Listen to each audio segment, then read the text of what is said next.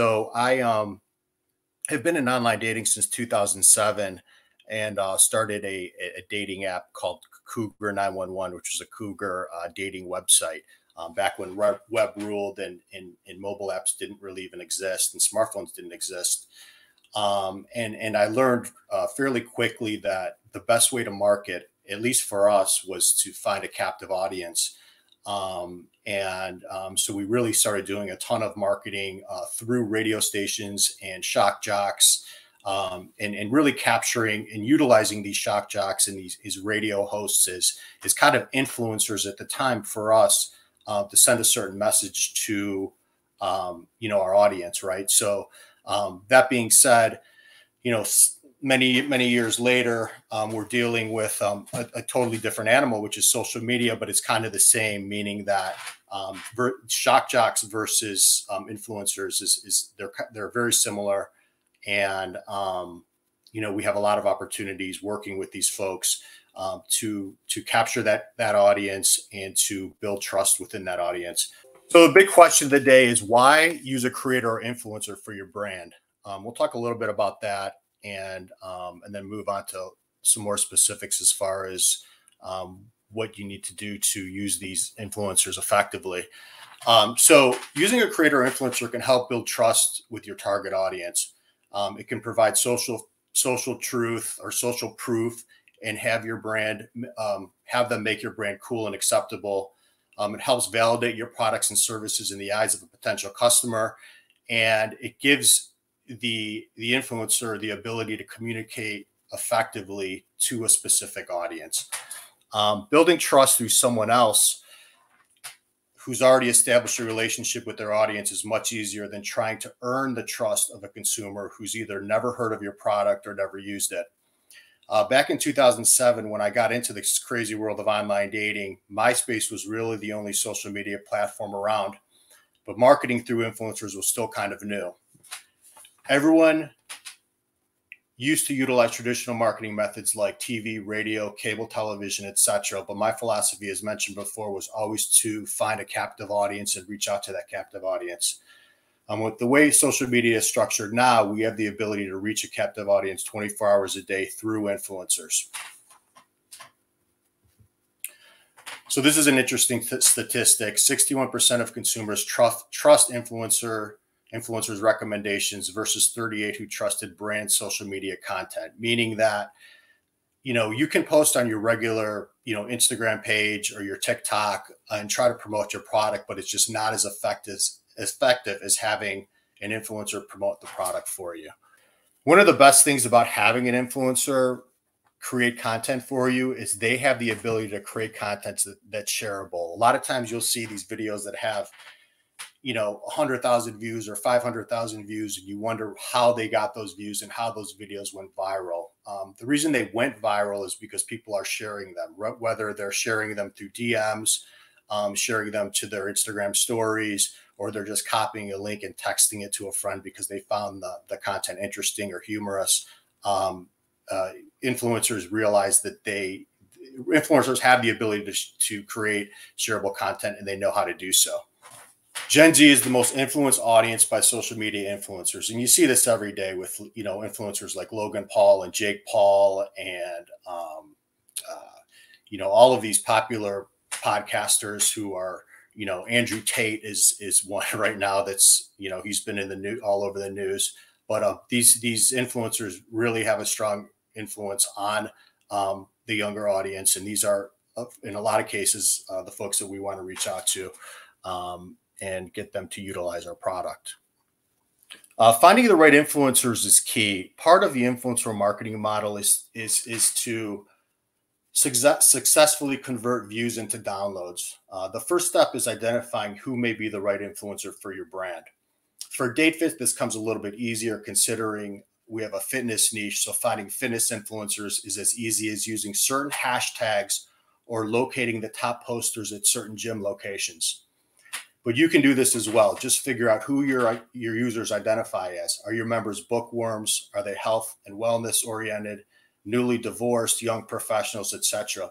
You can find the right influencers through hashtag searches, related to those key identifiers in any of the platforms, including Instagram, TikTok, and Facebook. Also, keep in mind there are thousands of influencers talking about dating. It's a very popular subject on social media. So these folks could be a great place to start as far as reaching out to people who will talk about dating and mention that they are single. There's a ton of influencers out there and content creators that have just recently gone through a breakup, are making funny videos about being single. And you can simply find these folks by using hashtags like #single, #dating, and thousands of videos will appear. You can scroll through them and maybe find an influencer that will be open to promoting a dating app or a dating brand.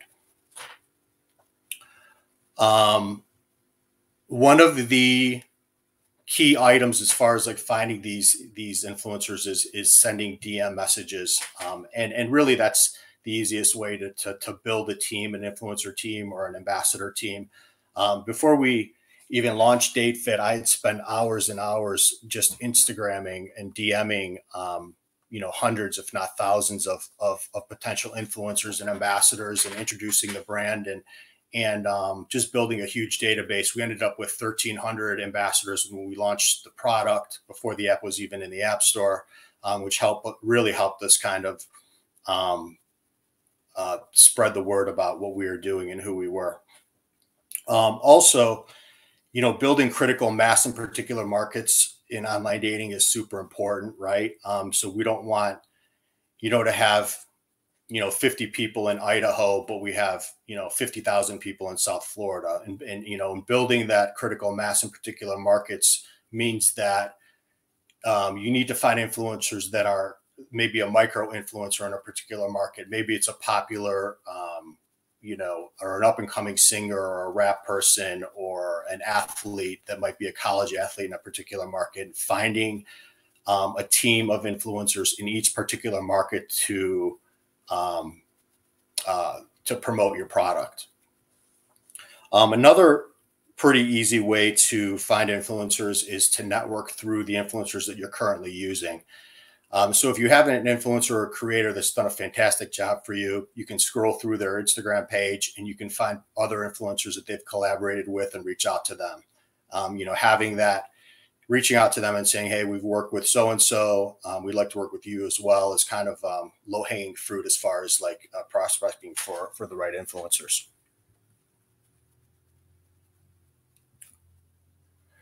This is another interesting statistic. So 47% of all influence are micro influencers, and these are folks with between 5 and 20,000 followers. Huge influencers aren't always the best. We've had influencers that we've used that had 20 million followers, and we've gotten better results from influencers that have 200,000 followers. And we've had influencers that we work with that have 5,000 followers, and they've done better than influencers that we've hired that have 200,000 followers. So it all depends on the messaging, the quality of the video, and making sure that you're using the right influencer for your brand.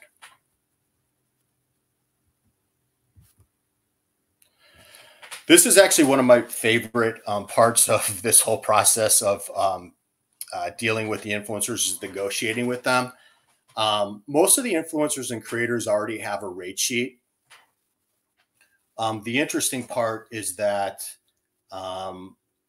one of the problems is that a lot of these influencers overprice themselves. And what I typically do is I'll cut the number in half. So a lot of them will have, an offering, for example, for a 60-second post for $1,000, or get 3 posts for $1,500 and so on. I look at those numbers, I cut them in half immediately. 9 times out of 10, they will lower their pricing significantly. And it's important for you to dictate the rules. You're the one paying, and not fall into the trap of, oh, this person has X amount of followers. They're getting X amount of video views. If you're paying too much, you're not going to see an ROI, and it's just a mistake that you want to avoid. Another point is that a lot of these creators will come back. So you may, lowball them and you do a little bit of negotiating, and then they disappear. And then 2 weeks later, 3 weeks later, they come back and they say, hey, you know, I'll take that offer, because all of these folks need money. So you want to keep that in mind, and realize that, you know, they will bite, because a lot of them don't have any brands that they're working with. And there's really, really good content creators out there that are smaller that can make amazing content for you. And we'll show you some of that here shortly. Again, you don't have to spend a ton of money to find a good influencer. You know, the average cost per piece of content that an influencer generates is $174. We have actually built a pay structure based on performance that pays, you know, as low as $20 for a video, and as high as $3,000 if the video does well and gets a significant amount of views. Obviously, the most important part here is creating effective content. I mean, you can have a creator that makes, you know, videos for you, and they have a huge following, but if the content isn't effective, and it's not sending the right message, it's not going to work. Those views are not going to turn into downloads. One of the things that we always go for is to make sure that the content feels organic. So one of the tips that I always, you know, have mentioned to some folks that I've talked to in the dating world is to use it. There's so much existing content out there already that it has to do with dating, or has to do with singles. And we talked about that before. And with that content, it can be recreated. You can leverage that content and have the creator do a duet or a stitch. And what a stitch is basically they're taking part of that content, half of that first video that they already created, and adding an ending to it. I'll show you what I mean by that in a minute. And another point is, and I don't want to give you any bad advice here, but I know Facebook and Instagram require that a creator or an influencer uses the paid promotion tag when they post their videos. We always ask the creators not to do that. It kills the algorithm, and it just will take away from that organic feeling that we really want to accomplish. Also, some of the creators will use a hashtag ad, and you don't want that either, because you do not want your content to seem like it was paid for. It's just much more effective if it comes off organic. And I'll show you a great example here in a moment.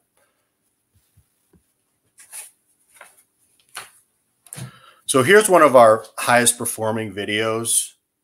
We'll call it the Erica video, or her name's Erica Schmidt.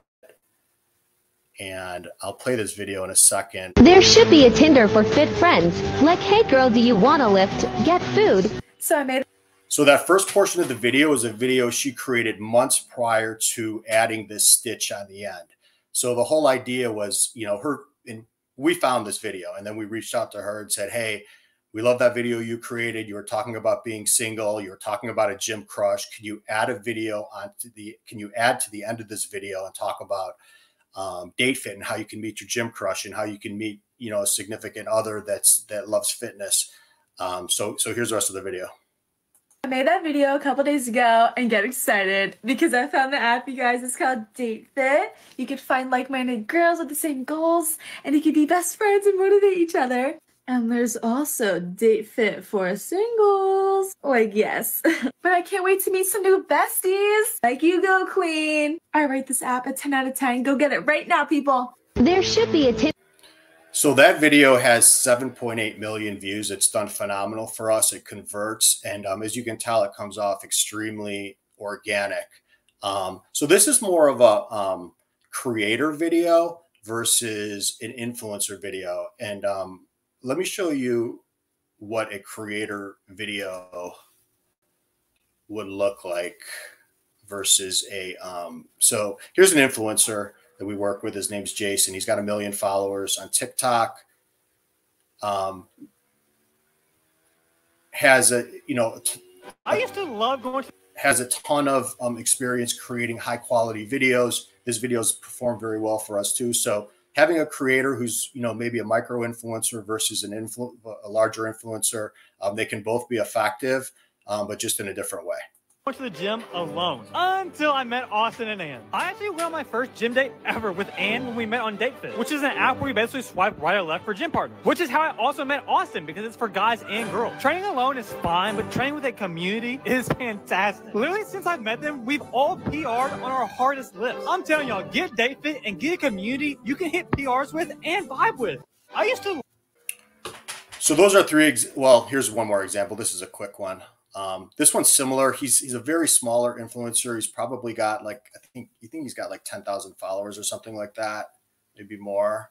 But this is another. I had my first gym date, and wow, I was nervous. Too intimidated to go up to a cute girl, so I matched with one on Datefit. Invited her to a private gym, but she picked legs. So there's probably not going to be a second date, but I'll try again soon. I had my first gym. So yeah, so those are some examples of influencer videos versus creator videos that have done well for us. Again, you can find these folks by searching hashtags. You can find existing content that can be stitched or creating a duet. A duet is a side-by-side video where you have the original video running, and then you're creating a video on the side that maybe shows your product or service. But there's tons of potential out there to do all of that. Lastly, one of the key components of creating an influencer team and an ambassador team is managing the influencers properly. We are continually and constantly reaching out to our influencers, even when they're not doing work for us, to see how they are. We created a relationship with them, and when they do create a video for us, we make sure that the video is approved and we hold them accountable if they post a video that maybe strays away from the bullet points and the structure that we wanted them from the begin with. So what we really do is with a lot of our fitness creators and influencers, we have a payout structure, and after 48 hours, we'll look at the video views and we'll pay them out accordingly. We follow up right away, and we make sure that the payment's made within 24 hours. And that helps build the relationship and trust as well. So, the second time we want to use them and the third time we want to use them, they trust you, you've paid them on time. And it just helps build that relationship. And then in return, a lot of times the influencers will do extra things for you. And after building that relationship, if you need a post shared on their social media or on their Instagram story and things like that, they're willing to do those favors for you. We don't have our creators create videos for us on a regular basis. I mean, meaning a regular basis, we're not posting weekly videos with the same creator. We usually do like a 8 to 10 week rotation. We'll have them post, and then 10 weeks later, we'll reach out to them and we'll come up with a different concept or a different idea, or maybe they have a good idea. And then from there, we'll do another video with them. But it's important to keep in constant contact with your A team, make them feel good, make them feel like they're part of the family, and that'll go a long way. And that's it for me. If you guys have, any questions, you can reach out to me personally. My name is Steven Macecevic again, and my email is steven@datefit.com. My phone number is on there as well. So I'll see you guys back in the room shortly. And we have some questions. Great. So Victor Sindrick, who is at First Peak Media, hi, Victor, says, do you have a team for influencers? Yes. We do. We have, so we kind of dissect it into different categories. So we have an ambassador team. We have about 2,000 ambassadors. We've got about between 300 and 400 TikTok creators. And we've got probably 400 influencers that we work with on a regular basis. Okay, cool. It takes time to build those databases, but it's worth it, because if you might have one particular influencer that's good at creating a certain kind of video that you might be looking for, and you'll always have somebody.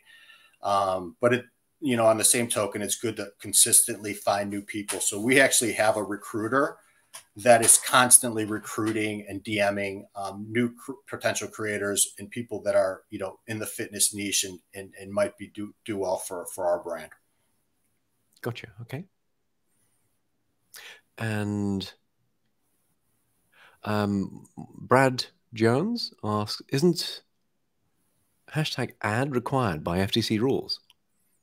Yeah, so it is, and again, use that advice to your own discretion. But I do know that the hashtag ads and the paid promotional posts just don't do as well as they would if you are running something that feels a little bit more organic. Yeah. I mean, you can include the sponsor. You can say it's a sponsor, but it just needs to come across as not scripted, right? A little bit more in tune with with the channel. I see I see placements sometimes where you can see that the people they're not ready, you know, especially NordVPN, you see everywhere constantly, at least on YouTube. And it's like, it gets old after a while. I see the same thing over and over again, and it's scripted, and you can almost see the influencers had enough as well. You know, when you've got a hot brand and you're only doing 2 month cadence, so why not a monthly? I mean, so we you'll see if you go to Celsius, they're really good at influencer marketing. Same with Bang Energy, and a lot of these products, their influencers are rarely ever using the paid promotion tags and the hashtag ad tags. I know it's one of those things that's supposed to be required. I don't know how, you know, strictly it's enforced and so on, but yeah, you know, use that advice at your own discretion, I guess. All right. So additional question is, you doing the you're working with influencers every couple of months. Why not every month? So we're working with one, maybe let's say we're working with Paige Hathaway, and we have her post in June. We don't want her posting in June, July, August for the way we're marketing, because what we're doing is we're taking those videos a lot of times, if they do well, and then we're putting money behind them.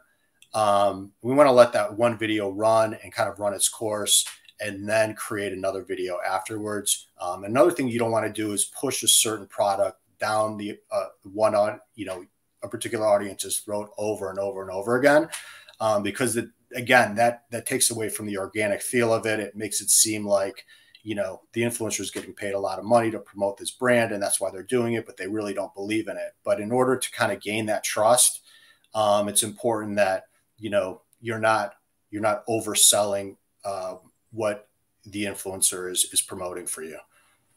Gotcha. And we've got Joel Simkai in the house, founder of Grindr. Welcome back, Joel. You've got a question. Steve, do you work with any agencies? And also, do you use any third-party tools to find influencers? Good question. So we have used a third-party tool. I can't remember the name of it, but we paid like an $800 subscription fee to search for influencers. And somehow we used it for a month, but after a month, we already had their entire database just from the service. So we didn't really need to use it again. But other than that, we just do a lot of organic kind of searching. So, you know, the recruiters that we use, they're young college kids, and they're on Instagram and TikTok all day anyway. So we give them access to our Instagram, and they'll message a lot of the potential influencers or creators through our page. And we kind of have a process and a copy and paste type system where, you know, we'll send them a message, we'll gauge their interest, and then we'll send them a link to an application. That application gathers all their information. So it's basically like it throws it right into a Google document or Excel doc. And so we have that, we're able to build that database. And a lot of times, you know, we'll get folks that, you know, are interested, and then we don't hear from them. And so, you know, it's kind of a hit or miss whether these folks, you are actually end up working with these folks or not. And as far as the agencies, yes, we've worked with a ton of agencies and managers. And a lot of times it could be a good thing and a bad thing. A lot of times the managers are deal killers. You know, they don't really want to negotiate. But on the other hand, if you find a good one that understands that maybe they're, you know, the person they're representing needs money, and you know, it's a good fit for them, they'll negotiate down for the for you. So they'll go to the influencer and say, hey, look, like they're not going to do $1,000, but they'll do 500. You should just do it. And a lot of times the managers are really good at doing the negotiating for you, their managers. But in addition to that, I feel like you can go to a manager and have them do extra stuff for you. So for example, like after they post, they'll say, hey, I know that, you know, sharing the post of the story wasn't part of the agreement, but could you have her do that for me? And they're willing to kind of go to bat for you to get some extra things done in that respect. Okay, thank you. Brad Jones from Meat Kingster says, can you speak to the financial side of planning a campaign? It sounds like you had significant capital to deploy even before launch. So when we first built our ambassador program, it didn't cost anything for me to sit there on Instagram and DM potential, you know, ambassadors to work with and influencers. And I was able to create a solid database before I really spent any money on that. You know, secondly, there's so many of these creators that will work for pretty cheap. For example, I mean, we've got some videos out there that have gone viral that have done, you know, 100,000, 200,000 views that we've paid $100 for. So it's just a matter of being smart about who you're working with and making sure that the video that's being deployed speaks effectively to the audience, is clever, maybe has some humor surrounding it, and it's shareable. So I don't think you need a ton of money to, you know, drive traffic to an app or dating app. But once you really start to scale it, then obviously it gets a little bit more expensive. And working with larger influencers is risky, but we've done it. Like we work with Summer Rae. She's got, I think, 32 million followers on Instagram. She was pretty expensive. We've worked with Paige Hathaway, Lauren Drain Fit, and a lot of big influencers that they're not going to negotiate on their pricing. It just is what it is. So yeah, in that respect, when you're working with those folks, you're going to need a significant amount of capital to launch a campaign, especially if it's a professional athlete that has a huge following. So. Thank you. I wanted to also ask you about attribution. How do you maximize the trackability? So you're using a link in the text, you're asking them maybe, you know, how do you attribute the sales to the particular influencer? So there's a couple different ways. So we can use a promo code, so we can kind of track, you know, purchases through purchases and downloads through a promo code. But in addition to that, sometimes we use unique links to see how much traffic is being sent. So we might create a unique link that they put in their bio. So they're sending people to their bio to click on a link that sends them to download. Also, when we're doing a huge campaign, we kind of tone down the rest of our marketing. And we already know, like with our digital, what we're getting daily. We're getting, you know, so if we're getting X amount of users per day on our digital and we know what our spend is. And then, you know, the next day we run an ad and, you know, we had 10,000 new users, or, you know, we run a campaign and we have 10,000 new users. We know where they came from. As far as really like tracking, you know, the sales from each one of those, it can get difficult and hairy, but you can kind of dissect through some of the metrics through AppsFlyer or any of the third-party providers and figure out, you know, how much money you made off particular. But we kind of correlate downloads and new users to, you know, the ROI, because we can, you know, obviously the more people that download the app, the same percentage of those folks are typically converting from a standard user to an upgrade their subscription. So, you know, if we're at that, you know, between 7 and 10% conversion rate, you know, and we got, you know, 10,000 downloads for a day versus our normal, whatever it is for, you know, then we know, you know, and those ratios stay the same. We know if we made money or not. Got you. Thank you. Ben Goodman from City Swoon asks, what criteria should you avoid when working with influencers? Red flags, basically. Yeah. So I think the OnlyFans thing for us is kind of a red flag, you know, so if you go to their link tree in their bio and they have an OnlyFans page, and they're promoting, it might be good for the Kinkster apps and things like that. But for Datefit, like, we just don't want to really work with folks like that typically. There's been a few that we've worked with and a few athletes we've worked with that have OnlyFans, but I think their OnlyFans was a little more tasteful than some of the OnlyFans. A huge red flag is to, if you have, obviously this is pretty easy to tell, if you've got, if they're showing 10,000 followers and they're only getting 50 likes on their posts, they likely bought followers. But you can buy followers and you can buy likes too. And an easy way to kind of decipher whether the engagement's real or not is to look at the audience. So you can look at the audience by looking to see who liked the photos or who liked the photo or the video. And then you can kind of scroll through there and look at the names and kind of start clicking on some of these profiles. And if they come up with, it's just a random person in, Zimbabwe or what have you, with no followers, it's probably just a fake account. And they're pretty easy to spot. So you just have to dig a little deeper to figure out whether, their followers are real, whether their engagement's real, because they're pretty good. Like some of these, folks are pretty good at pretending like they have a big following, but they really don't. The engagement's key. Like looking at their comments, and seeing that, the grammar and things like that in the comments, and they're not the same comment, are consistent, and you'll be good to go. Gotcha. Thank you. And Simon Height from Christian Filipina asked, do you run promos on niche pages? Not just people, meaning memes pages or pages that aggregate other influencers' content. If so, what is your experience with that? We've done that before. Like there's tons of fitness pages that are just kind of generic pages of aggregated content that people gather from different web pages and different social media sites, and they repost it.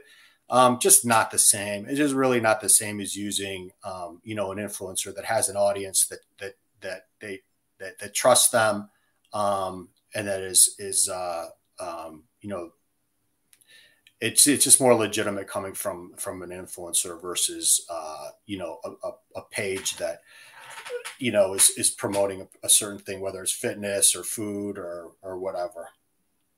But it can work, but I wouldn't pay a lot of money. I mean, we've done that, and the pages charge us $25, for a post, and we saw a little bit of traffic, but nothing significant. But it could be different in your niche.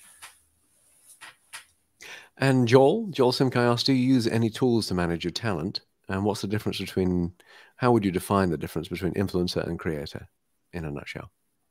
So the only tools we really use to manage them is just Excel documents. And so we have a pretty good marketing manager that kind of keeps track of who we've worked with, and she'll create different tabs and alerts and things like that we can utilize.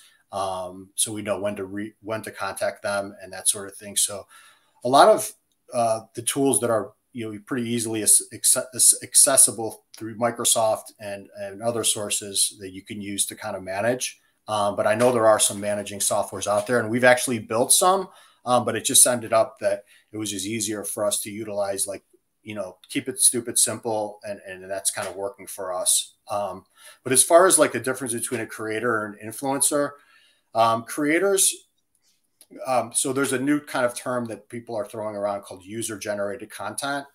And these are, typically what you would call a creator. They might not have a huge following, but they're trying different products, and they're promoting them, and they're doing reviews on them. And they'll actually create like a review for you, surrounding whatever your product might be.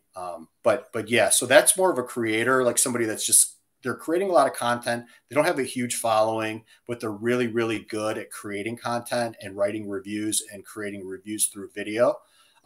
That's more of a content creator versus an influencer. But, you can be an influencer but still be a content creator, but I don't think you can be a content creator and be an influencer.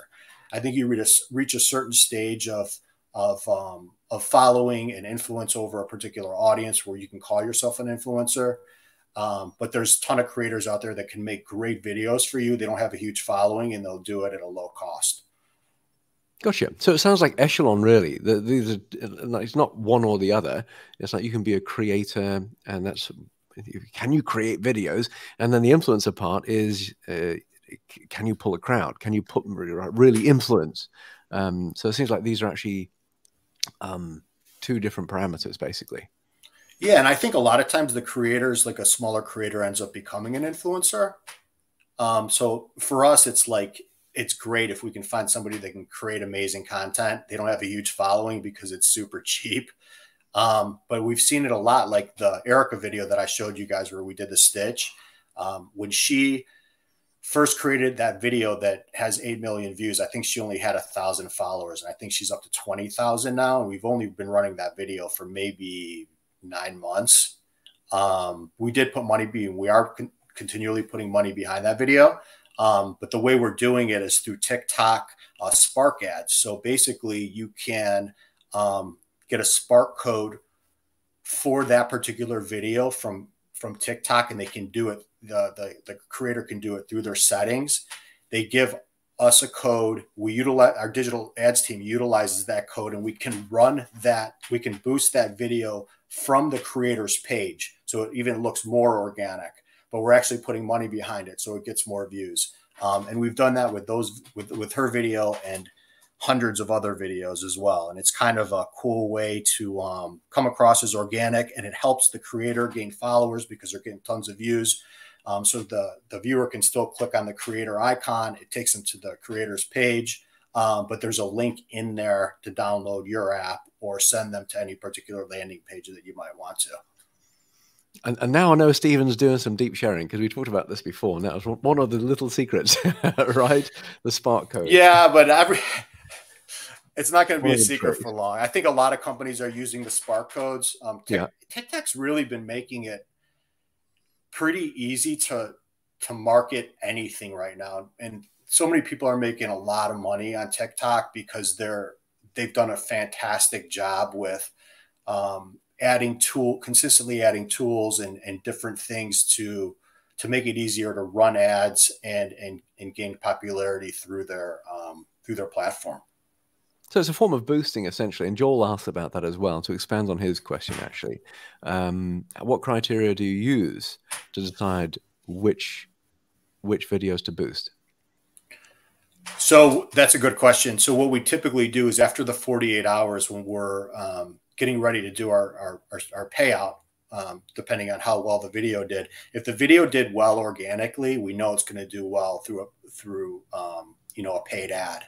So at that point, if we see a video that maybe got, I don't know, 10, 20,000 views or more, we'll go, okay, we got something here. We've got a good video. And I'd say 1 out of 10 videos that we push out, we end up sparking. And just because we sparked that particular video doesn't mean it's going to convert necessarily, but it's got a way better chance of converting versus a video that didn't do well, meaning that organically it got 500 views or 700 views. We wouldn't even bother with that. But a video that maybe got, 50,000 views organically will likely do well and will likely convert. So that's when we ask the creator for a Spark code. They have to approve it. And then we take that Spark code and we pass it along to our digital ads team.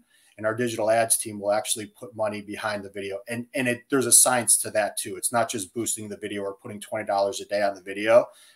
It's building it's building the right audience and targeting the right audience. And there's a whole science to that. And in fact, we've gotten our CPAs down to as low as 10 cents on some ads, but we're hovering right around between 40 and 70 cents CPA, which is insane. Like we were paying between $1 and $2 a download on Instagram and Facebook versus 50 cents on Instagram, or on TikTok for the same exact video. Yeah, thank you. And that's the other thing.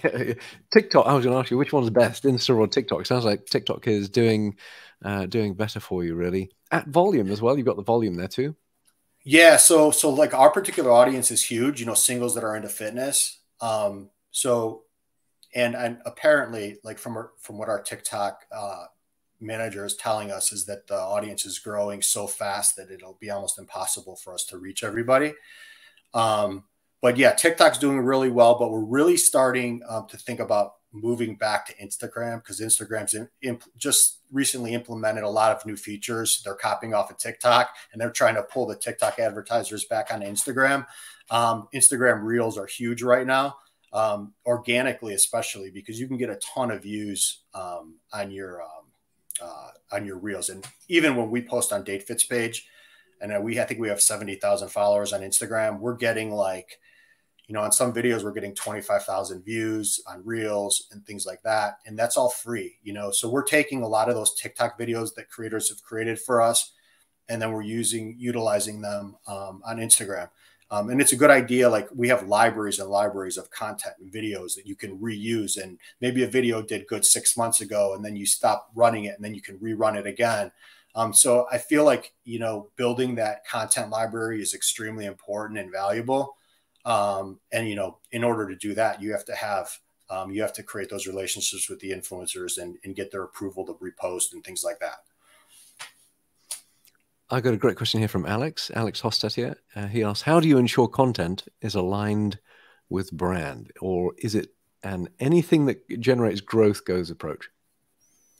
So that's a good question too. So I feel like for each brand, it's going to be obviously going to be a little bit different. Like, we have certain protocol for each video. So before we even created the exact video that we want to create, and then sent it to a creator. So we have our digital marketing girl will actually create a video, write out the entire text, and say, this is what you need to replicate. And we're not actually posting that video that she created, but we're giving them an exact example. So we already know, like, once they complete the video, and they're not always going to create the exact video, but they're going to want to put their spin on it and things like that. But there's certain criteria that they need to match before we have them post the video. We always require them we need to approve the video before they post it. So they'll send us the video, and we'll go, okay, we'll post it, and we'll schedule out a time, send them a calendar invite. And then once they post that video, we do some other things too. Like, we'll take that video and send a link to all of our ambassadors and have them reshare it, and that pushes it up in the algorithm. So there's little tricks like that you can do to ensure that the video is going to get as many views as it possibly can. But as far as what was the second half of that question? It's pulled up now. Sorry, let's have a look, Alex. Or is it an anything that generates growth goes approach? How much free rein do you give them, basically, to really be creative, but do something that's consistent with what they're doing in their channels? That's a good question. It depends on the creator, right? So, like, if you have a creator that is amazing and they come up with like content that's very unique, then I'll always say, hey, look, this is kind of what we want to do, but I want to hear your spin on it. And then they'll kind of, and you just go work through email. They'll email back and go, oh, I think it would be cool if we did this, and the girl is standing like this, and we're, whatever the case may be. So in those cases, we do, but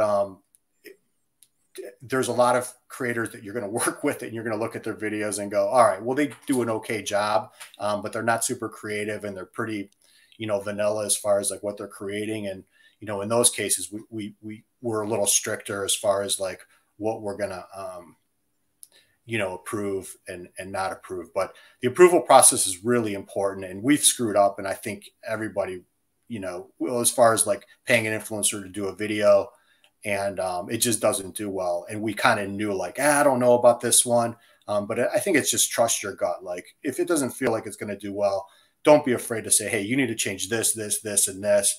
And typically, like, the creators and influencers are pretty, they'll change things, within reason, as far as like anything that you might want changed on the video. So. And I think we have time for a couple more questions. I'm going to go back up to the top here because I see you voted a question up. So I'm scrolling up to see. This is where are we? That is. Hold on. I think that's from Noy. I can't see the name.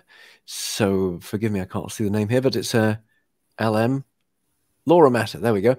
Pardon me. Do you ask influencers to send you a screenshot of some metrics before working with them? If yes, which metrics do you look at? Yes. So one of the key metrics that the answer is yes. And a lot of times they'll have their metrics on their rate sheet. And if they don't, we'll ask for them. One of the main metrics that we look at is where their users are located. And as everybody knows, there's a ton of Instagram booty models out there that have a huge following, but their audience isn't where you want them to be. And their audience isn't following them for the right reasons, right? So if we see that, we have a girl, our audience is mostly United States, right? So we have a girl who seems like a good fitness influencer, but, 3/4 of her following are in the UK and the other half is in the Middle East, or the other portion is in the Middle East, that they're probably not going to be somebody that you want to work with. So I think location based, finding out where they're at, if, we're heavy in Florida, right? So we have a ton of, so we really look for a lot of influencers in Florida, depending on where we're marketing as far as doing our segmented marketing. But yeah, so we look at those metrics and then we look at the engagement too, to make sure that they have a decent follower engagement ratio. Again, it goes back to, you can look at a lot of these metrics yourself without even seeing their metrics within the, Instagram back panel is to look at their following versus, how many likes and how many comments they're getting, and then dig a little bit deeper even and making sure that those likes aren't from bots and those comments aren't from bots as well. It's pretty easy to tell if they are or not. Thank you, Stephen. I think we've covered a lot of ground there. I think I've covered most of the questions as well, looking through here. Ooh, got a bunch of comments as well. So why don't we go back to networking? And what I encourage you to do is talk more about influencer marketing on the table. So head to table 1 if you want to talk about influencer marketing. And if you want to talk about something else, go to other tables. And let's see if we can go a little bit deeper for the remaining 10, 15 minutes. Okay. Thanks, Mark. Appreciate it. All right. Thank you so much. Speak to you soon.